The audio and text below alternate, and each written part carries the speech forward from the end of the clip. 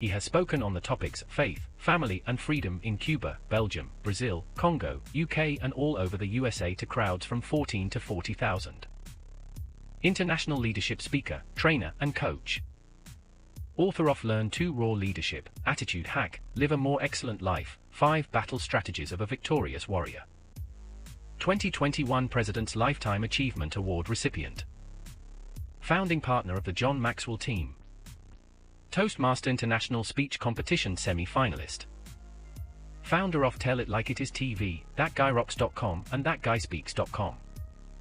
Creator of Story Power TV, Transforming Grace TV, and Leading Leaders Podcast. Producer of 4 TV programs and podcasts for Liftable TV and World Trumpet Television as well as multiple social media channels. Please help me welcome J Loren Norris. When I was in the Air Force as a young man, 22, 23 years old, I used to actually make a little extra money on the side as a babysitter. Figure that out. Yeah, a young, single guy in his 20s babysitting. And I used to think I had it all figured out. It was really funny, though. There was one day that I was in the BX and the 2 little people that I was babysitting were acting crazy across the room, and I was standing in line trying to get their food. And when I saw them climbing on the top of the booth, I yelled, "Sit down." And they both sat down immediately. I didn't touch them. I was 50 feet away from them. But a dad in line next to me, trying to hold the hand of his toddler, looked me in the eye and said, "Do you teach parenting classes? How in the world did you do that?" I was 22. I had no kids of my own. I was just a babysitter. Let me ask you a question. Who do you ask for advice? That's what I want to talk about in this episode of Leading Leaders. Subscribe now for our extensive video library of leadership lessons promoting faith, family, and freedom.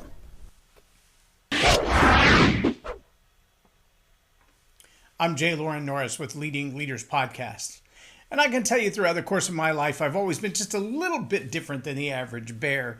I've also always been the kind of person that just doesn't take the status quo for status quo. I'm unwilling to accept that there's nothing new to learn. I'm unwilling to accept that we have it all figured out. Not me, not we, not everybody, not universally. We don't have it all figured out. There are still things to learn. There's a constant cusp of new information. I also realize there are a whole lot of people out there who have opinions that are unqualified. And I've learned that both by observation and the hard way. I remember working on my first car in the front yard in front of my mother's house. We had the hood up. It wouldn't start. We realized if we primed it, we could get it to start. And so we would pour gasoline into the top of the carburetor of this old Ford 460 and a Mercury Marquis. That thing was bigger than an aircraft carrier. You could have landed a C-5 on the trunk lid of this car and 2 of them on the hood. It was enormous. But as we were trying to get this old car started, it would crank. And if we poured gas right into the carburetor, we could get it to start. And of course, being teenage boys, we thought, well, if a little gas makes it start, a lot of gas will make it run. So we poured a lot of gas in it. When it exploded out of the top of the carburetor and burned all of that fiber stuff off the inside of the hood, my friend looked at me and he goes, "Well, I think you need a new Canutinator valve." And I just looked at him and I said, "Where do you get one of those?" And dummy me, I believed that he was right, that I needed a Canutinator valve. I can tell you it's been a couple of decades since then. I have never found a Canutinator valve. My son works in a parts store now and they don't have Canutinator valves. I don't know what one would do if you did find one or what it would have to do with the carburetor blowing up. We just put too much gas in the top of a 4-barrel. That's all there was to it. Nice little backfire, small little explosion, cooked off the under. Yeah. We eventually got the old car running, but it had nothing to do with the Canutinator valve. Of course, there were many times that he told me it was a Canutinator valve, a broken chair, a crashed bicycle, the bathtub we turned upside down and drug in the snow. Every problem had to do with the Canutinator valve. I finally asked him, "Where did you learn about the Canutinator valve?" And he said, "Oh, I learned about that when I was in the Army." He was 16. Never been in the Army. Wasn't old enough to get in the Army, much less have been in the Army and got out. There's no way. It's just not true. It just couldn't be true. And some of the advice that you get today, it's the same kind of advice. When people hire me as a coach, I'm really clear on what I do. I'm also really clear on the things that I've had to do for myself because I haven't found anybody else yet that can really master that for me at a reasonable cost. Oh, there are a lot of people out there who will walk you through their process. I actually had a coaching client say to me one time at the end of our 90-day cycle, she said, you know, you're not like all the other coaches that I've worked with, and I've spent over $100,000 on coaches. A lot of them, they have the process where you follow it, and at the end of the process, you're just like them.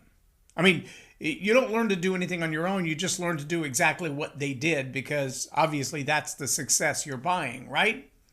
And I said, well, I guess that's the way other people work. That's not the way I work. She said, no, I realize that. And I kind of like the way you work because you didn't teach me to be like you. You taught me how to think for myself in a new way. And I thought to myself, isn't that what it's all about in the first place? Isn't learning about learning how to learn better, how to absorb more information? I mean, I can show you that my library, there's a couple of books in my library. I mean, but that's like a third of it.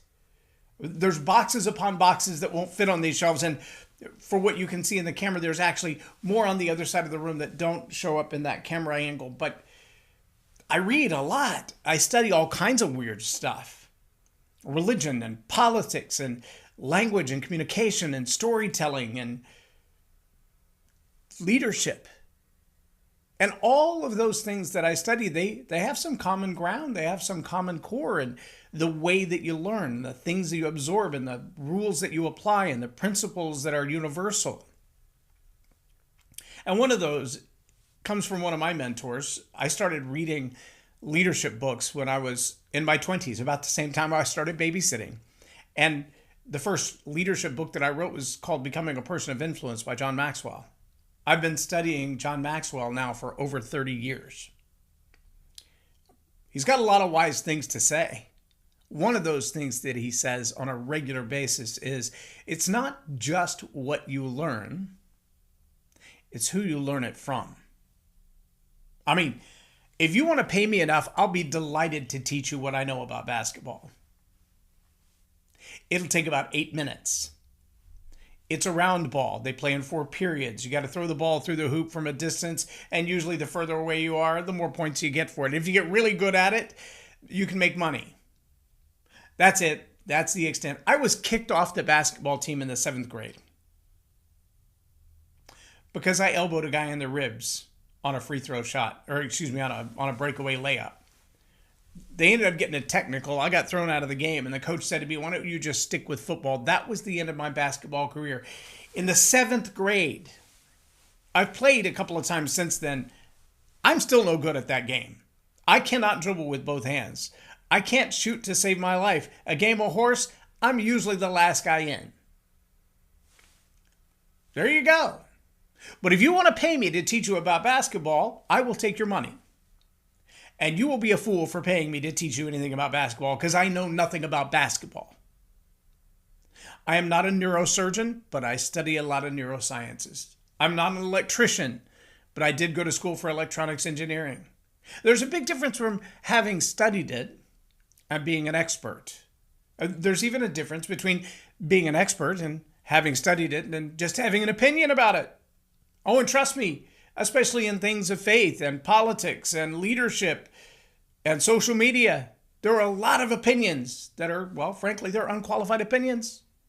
These people don't know what they're talking about, but they very emphatic that you should listen to them. I know this sounds cruel and pompous, but I do it sometimes on purpose. If you catch me, call me on it. I won't be embarrassed. I will be flattered that you're paying enough attention.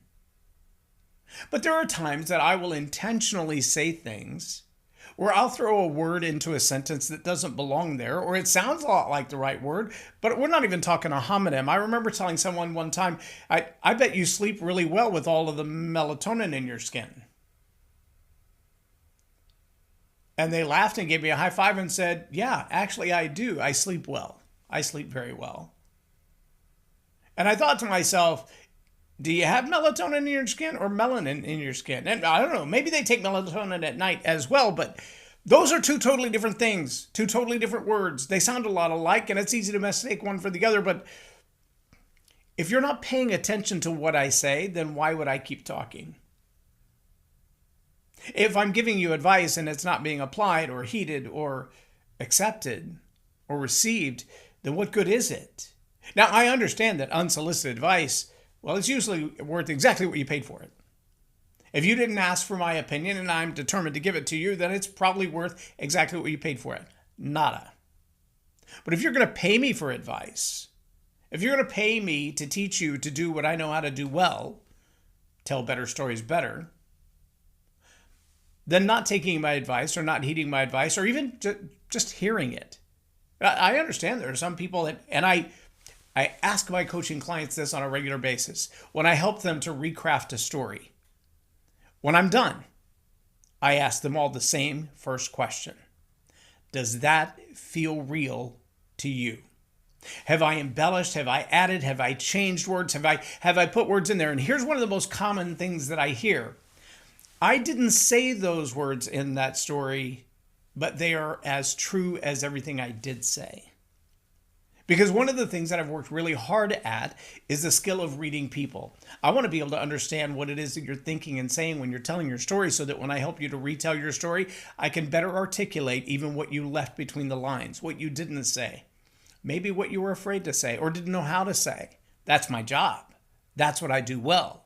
But if I do that with you, I provide that service to you, and you choose not to use it, or you refuse to follow the processes that I put in front of you, I don't give your money back. But I will tell you your results are not going to be the same. Well, any advice that you pay for is actually going to cost you more than the cost of the invoice. Let that one settle in for a minute. It's one thing to go to a coach, go to a mentor, go to an advisor, and say, hey, help me with this. Maybe your tax advisor, maybe your financial advisor, maybe your speech coach, maybe your leadership coach, maybe your organizational structure coach, the person, that helped put your whole hierarchy together, your org chart, your personnel development plan. And you take their advice after you pay them for it, but then you don't actually accept it as good advice or apply it to the way that you live your life. Well, it's going to cost you more because, well, on the one hand, you may have to pay to learn that again. If you didn't get it right the first time, it may cost you more because you lose people or you lose time or you lose the value of money over time. If you don't act on the advice that you're given, then what good was the advice? And if you have to pay for it again because you didn't act on it the first time and now it's changed, it just cost you more than you thought it was going to. But see, the most expensive advice is that advice that you never bother to ask for. When you think you got it all figured out on your own, I'm too smart by half. I don't need your input. I've already got this. I remember a coaching client that hired me to train a group of people. And one of the people that was invited by the client to participate said on the very first initial meeting, had never seen me do what I do, never watched a single video, never had more than 2 minutes of conversation with me, heard what I was going to be doing with the team and said, I've been in theater 25 years. What do you think you're going to teach me? I don't know. I have a client right now who asks me to work with their clients, and they've put more than 20,000 people on the stage in theater. And I help their clients with storytelling because I have a laser focus in that area. I don't know. The advice that's never sought, never asked for, never pursued, never received, never accepted, and never applied, that will be your most expensive advice. Because you will make mistakes under the auspices of your own arrogance that you've got it all figured out and you really don't need any help. My oldest son, for a while, was really interested in being a mechanic. Took a job in a mechanic shop, was learning as an apprentice under another mechanic when the transmission went out at his old classic truck. He decided, along that same vein, that he was going to do the work himself. He ordered a transmission, and when it came in, he put it in the truck himself. Since then, something has gone wrong with that transmission. It was only days after he fixed it that it left him stranded on the side of the road. I haven't been under that truck but one time. I haven't watched him, supervised him, overseen him working on that transmission to know what exactly might have gone wrong or what was missing. He was determined to do it on his own. It's been 2 years. Truck hasn't moved. It's been sitting in storage. Why? Because he didn't want advice. He wanted to figure it out on his own. And I applaud him for the tenacity to say, I want to figure this out on my own. That's a great characteristic to have. But at some point, you've got to admit, I don't know. I just don't know. And in fact, I might be in that place where I don't know what I don't know, which is kind of the beginning of the learning curve. When you don't know what you don't know, that's called unconscious incompetence. I didn't know that I didn't know. Now, the next level of that is the conscious incompetence. I know I can't play basketball. I have no agility. I have no ability to dribble the ball. I cannot shoot to save my life. I know I am incompetent at basketball. Now, there are certain things that I can do that if I pay enough attention to them, I can do them pretty good. Video editing would be in that category. It takes me some time. I know there are people that are much faster. There are people that have a much more natural eye for where the cut needs to be, where the divide needs to be, and when to use a J edit, and when to use an L, and how to place the audio at just the right place, and the sound engineering aspect of what goes behind there. They're masters at it. I can get to it eventually. If I'm really paying attention, I'm really focusing, but one phone call will throw me off and I have to start all over again. Conscious competence. I can do it when I'm really, really focused on it. But there are some things that I've been working on for so long that I do them pretty much in my sleep. Oh, you do the same thing. You drive to your house and think, I don't even remember turning on my street, but here I am in my driveway. And you almost never accidentally pull into the neighbor's house. How weird is that? You could be on the phone and sending a text message at the same time while driving home and still end up in your driveway and not the neighbor's driveway. That's unconscious. At the same time while driving home and still end up in your driveway and not the neighbor's driveway. That's unconscious competence. You've done it so well for so long that you just do it out of habit. It's natural to you now. It's easy peasy lemon squeezy. But taking advice from people who, well, they're not experts at what they do. They're full of opinions, but not information. And sometimes their opinions have a nefarious motive behind them. I watched a video on Facebook just a couple of days ago. It was really kind of ironic, and it makes me question exactly, and I can't tell you who it was that I was watching because I wasn't paying that much attention. They lost credibility really early on because they did one of the things that I caution my clients about, and that is telling someone else's story, first person, as if it happened to you when it didn't. Don't do that unless you want to damage your credibility. You'll notice John Maxwell, when he tells a story from the stage that somebody else's, he holds up a postcard or a laminated sheet of paper and he shows you that this is from an article written in a magazine on such and such a date. And from that postcard, he will tell you exactly what the illustration is or the story is or the example is because it makes such a profound point. And that is a brilliant way to say, I'm reinforcing my own credibility by giving full credit to whomever this information came from. Telling somebody else's story as though it's yours will always destroy your credit, but I saw someone do it, and they actually used a little video clip to prove it. He said, the other day I was fishing, and while I was fishing, I saw this guy with a bucket of crabs, and he was catching one crab right after another and throwing them in the bucket, catching a crab, throwing it in the bucket, catching a crab, throwing it in the bucket. He probably had 10 or 12 crabs in this bucket. And as I'm watching him and I'm fishing, one of the crabs starts crawling out and I see him get his little pinchers up over the top of the bucket. He's about to make his escape and get away. And I turned to the fisherman and I said, hey, your crab's about to get out. And he goes, no, he's not. Just keep watching for a minute. All the other crabs, they're jealous of his success. They're jealous of his escape. They won't let him get away. And so I turned my attention back to the bucket. And sure enough, the crabs pulled the crab back in the bucket. They would not let him leave. The other crabs that were imprisoned with him didn't not only want to see his freedom and follow him, they didn't even want him to be free. Now, 2 lessons to learn from this story. Most of the people who comment on your social media are crabs in the bottom of your bucket. They don't want your success. They don't want you to be free. They don't want you to excel beyond them. They want to be the first one out of the bucket. Or they're perfectly happy in the bottom of the bucket, being miserable, and their misery would love your company. That's the first lesson you should learn from that. The second is to learn, look, that illustration has been around for 100+ years. To tell it as a first person, maybe it actually happened to you. Probably not, though. Right? It's hard to sell it at this point as a first person experience because everybody's already heard the story. That damages your credibility. It makes people question, well, if you told me that as a first-person story, what else were you lying about? Were you really there? Were you really fishing? Where were you fishing? What pier was it on? What kind of fish were you fishing for? What kind of bait did you have on your hook? Or is all of it made up? And see, the challenge with taking advice from someone like that, when the best advice they have is to take somebody else's story and lie to you about it, is that that's not a mentor, that's a tormentor. That's someone who's going to drive you crazy, giving you advice that they can't back up. They can tell you what they thought worked or what they saw work or what they heard from somebody else. I'm very reluctant. I meet people all the time. They're like, oh, you're a John Maxwell coach. And they start quoting the 21 irrefutable laws of leadership.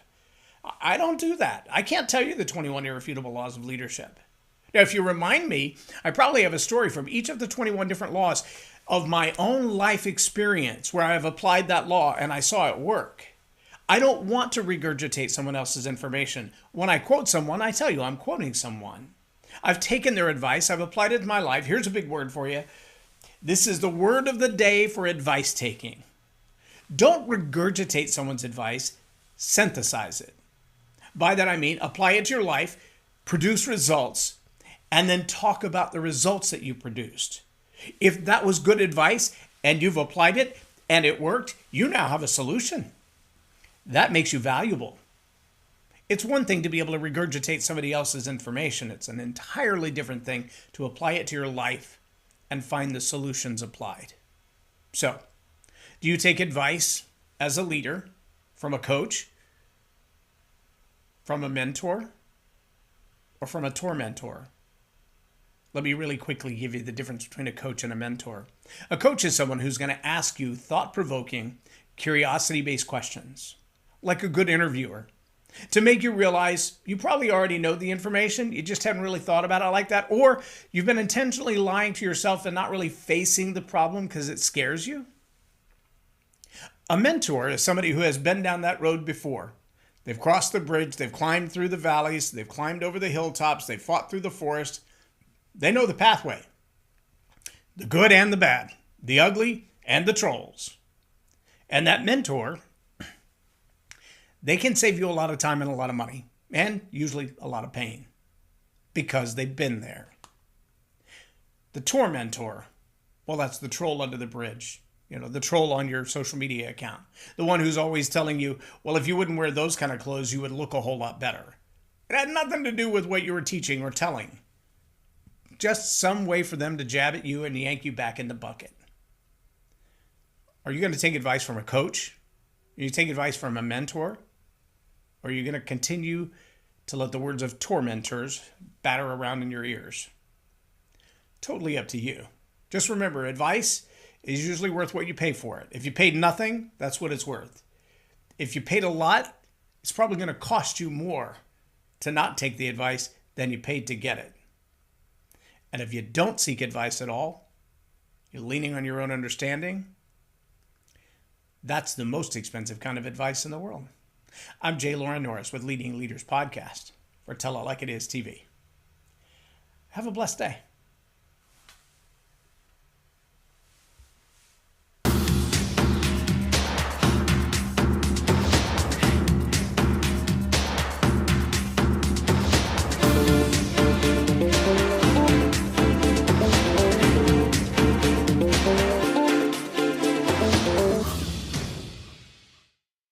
Loren is a master teacher on storytelling, and I learned so much. I'm really going to have to sit down and go back through everything, and I think I might have to have some more coffees with Loren, but it was totally worth my time, and I really highly recommend it if you're looking to grow your ministry, grow your business, grow your career. Loren will serve you well.